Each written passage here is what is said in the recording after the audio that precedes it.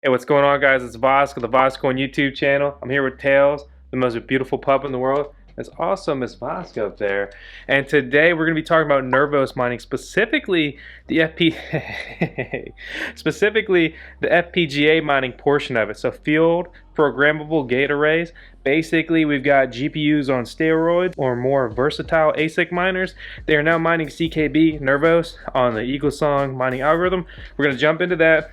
What's the deal? Profitability, 15 bucks a day plus on FPGA miners, as well as still making dollars a day on GPUs, which is exciting, or surprising I should say. And I'm going to show you how to sync your FPGA miners up to Nervos. So let's go ahead and jump into today's video.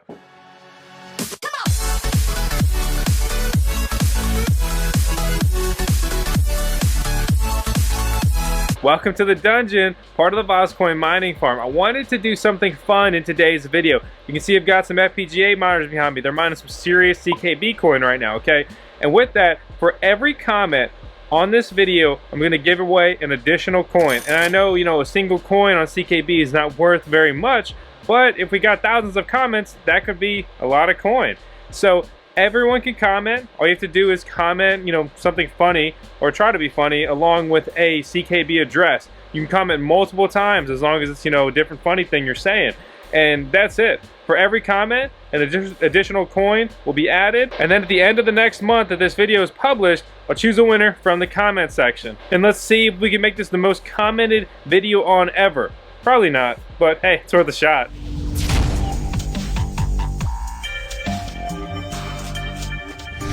If you didn't already know, FPGA miners have hit the Nervos CKB mainnet hard since it launched a couple days ago, okay? So that includes FPGA miners like the VU9P as well as the BCU1525 and the BTU9P. The BCU1525 is one of the most common, full-scale FPGA miners you'll see. If you guys remember way back when FPGA mining started to become more popular again, you saw some red branded Xilinx FPGA miners, and later on we got the Squirrel release of their custom branded version with maybe some upgraded heatsink options and things like that. So that is a big part of FPGA mining. I currently do not have any of those, but I'm working on expanding my FPGA mining lineup. This is my BlackMiner F1 Plus. Previously, full-fledged review on it, talked about a little bit here and there, and to be honest, when I reviewed it, there was really nothing at all of note that the thing could mine. Since then, it has added a few more coins that I think are a little bit more worthy,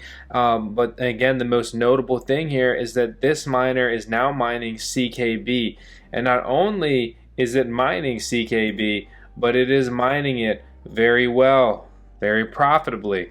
You look at the profitability. So Bitcoin went down, like $1,000, $500 over the last 24 hours or whatever.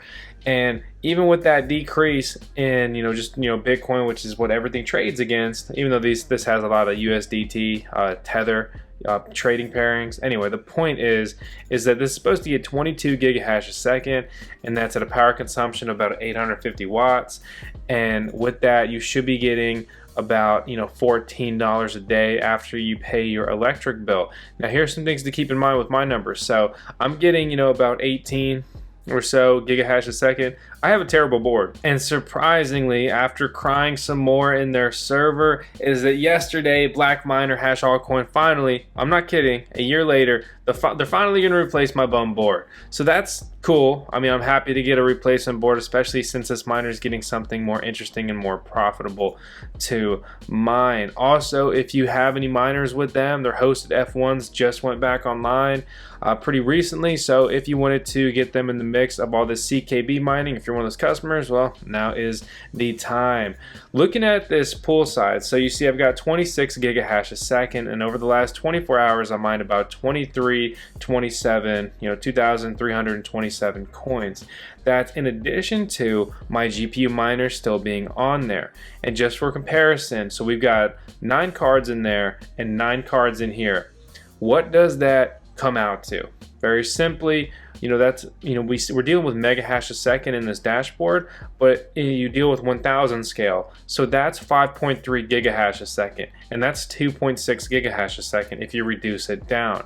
So we compare that, we got 5.3 and 2.6, but the answer is, as you know, 7.9. So 7.9 or 8 gigahash a second subtracted from our Poolside 26 gigahash a second right here, 24-hour average, is what we're dealing with. Your mining performance Poolside is a little bit different than your mining performance, per calculated by the actual miners. So on average, it's getting about two-thirds of my hash rate on the pool is pretty much entirely responsible from just that one hash altcoin BlackMiner F1 Plus, which I'll show you. If you want to buy one, this is what they look like. These are their prices. I don't care if you want to buy them. I don't shill them. I've got coupon codes in the video description below that give you a discount, the best discounts you can get on these machines.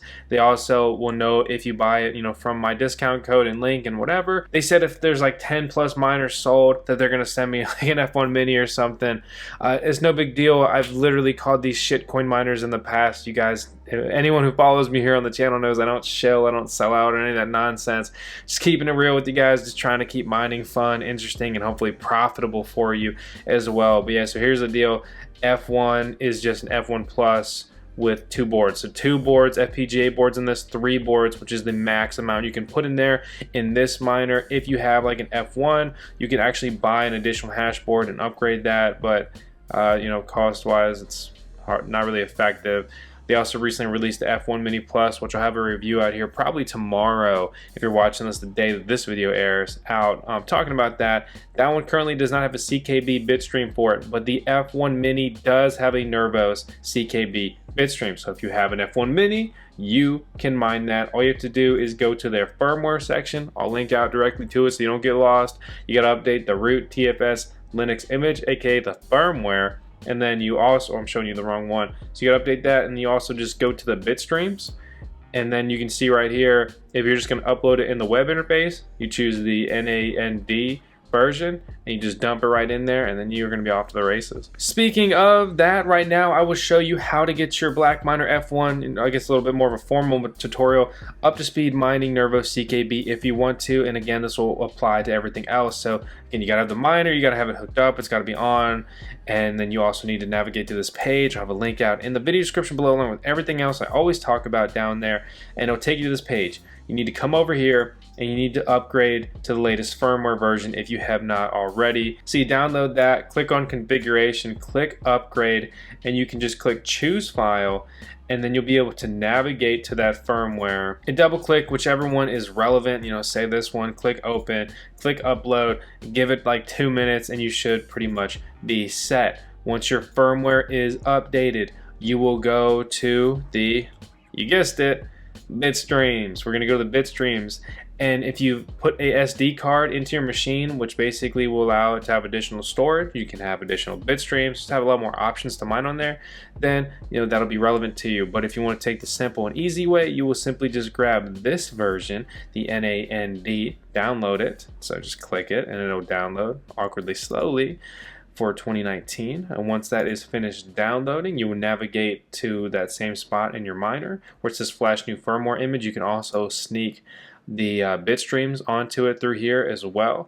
So right there, just upgrade altcoin F1, F1 Plus, CKB, NAND, kind of like naan, like the Indian bread. Click that, click open, click upload. 2 minutes, it's going to be up there and ready to go. At that point, you're going to go to the configuration and pool miner. It's always weird here for me. I have to like click it a couple times and refresh it, but then it loads. From there, you can navigate to the CKB option, and you can mine on whatever pool you want to do. If you watched our testnet GPU mining guide, you may be familiar with F2 pool, and also just have an account there, whatever I do. So I am mining CKB on F2 pool because that's what I've been doing in the testnet mining competition. I've always had a good experience with them and whatever, so I'm doing that. And this is all you need to put in. You need this exact code right there, and then you put your username, worker name. Worker name doesn't have to be added in your account or anything weird, just whatever you want to call it so you can reference it, and you don't even need a password. From there, as long as you know you've created an account F2 Poolside, you can go ahead and log in. You'll click this, you will navigate to CKB. I've already done that, and looks like it's just kind of doing some kind of weird timeout thing. From there we can monitor our hash rate. We've got a 30-minute hash rate, and then we'll click over here. We will go to the 1-day hash rate. You can see that I recently kicked the miners back on, and then, you know, with the GPU miners, and then it skyrocketed once I added the FPGA mining portion.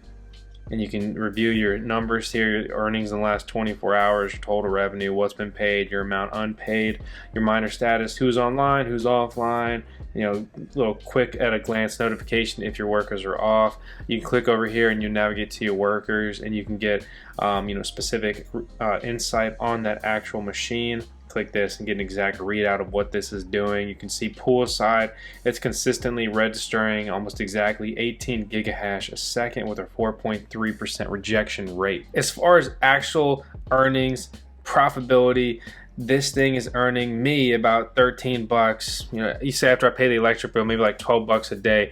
The reduced earnings per, you know, against the actual calculator that I showed you guys, wrong calculator, would be mainly due to my bum board. I'm supposed to be getting 22 gigahash a second, but I'm only getting 18 because, again, I have that board that, you know, has always been performing very poorly. I've tried downclocking it and overclocking it and whatever else. You will see that half of the ASIC board just X's out. That basically means it failed, it's offline, doesn't work, whatever.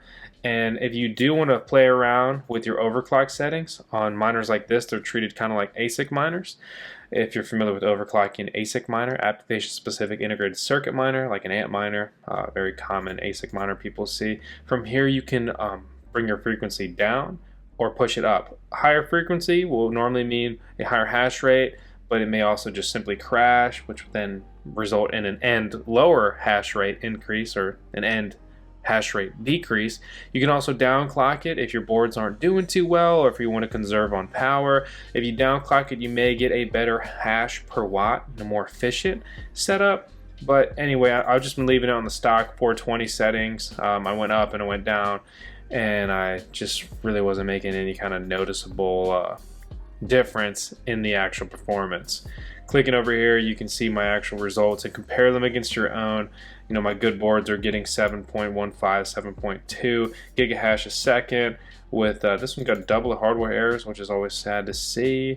You can see my temperatures, you can see discarded shares, accepted shares, you know, how many times you've been fetched work, and everything else here, just a reference. If you have questions, please join our Discord server. It's freaking awesome. A lot of good guys in there, a lot of good help. We even have a channel dedicated to FPGA mining, and this would obviously fall into that. So you got questions, I'm here to help you, other guys are here to help you, and it's just kind of a fun atmosphere. To clarify, if you have an F1 Mini Plus, which is their newer version, there is currently no CKB bitstream released for it. I tried to load the bitstream for the F1 Mini, not the Plus miner, onto it, and I successfully loaded the bitstream onto it, which is just simple act of uploading it basically, but it would not actually mine once I did that. But I'm going to do a little bit more testing, see if I can break through with that, or just see if they will have another bitstream released.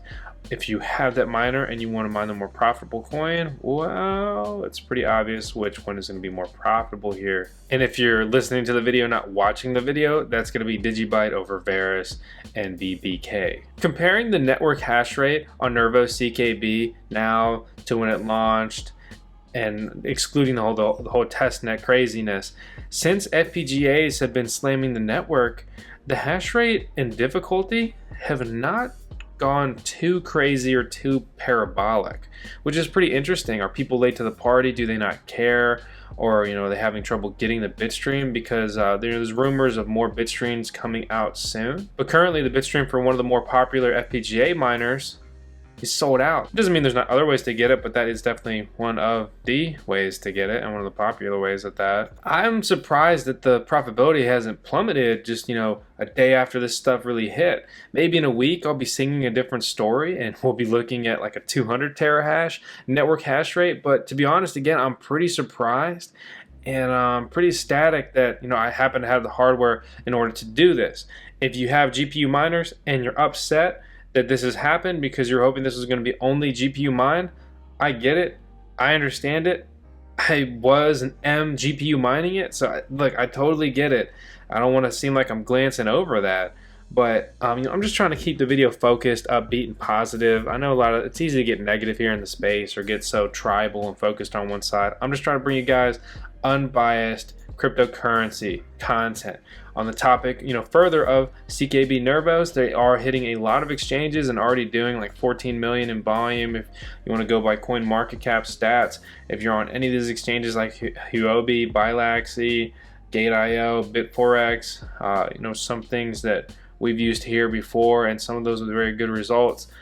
That stuff's out there. You can grab a wallet off there, trade the coins if you want to, or hodl on if you want to. Personally, I'm really excited for Nervos and CKB and everything they're doing. If you're unfamiliar with them, they're kind of basically trying to take a combination of Bitcoin's proof of work along with Ethereum's smart contract platform and just kind of merging all that together to create a really fun, advanced, and versatile project that's going to be a platform. Coins can be built on it, as well as just using their CKB, CK Byte is that native chain currency, and being the fuel on it and rewarding users for holding it. Just trying to give you a little bit of background of what this coin does if you want to decide to hold it. We've been covering Nervos for a little while now, and we're excited to bring you guys a new video series on them thanks to the Nervos team. So that's going to be fun. We're going to cover every aspect of just kind of what they're working on. Going to go into a CLI, command line interface, Linux node setup guide. If depending on the way all this mining algorithm stuff goes, we're gonna have an updated mining guide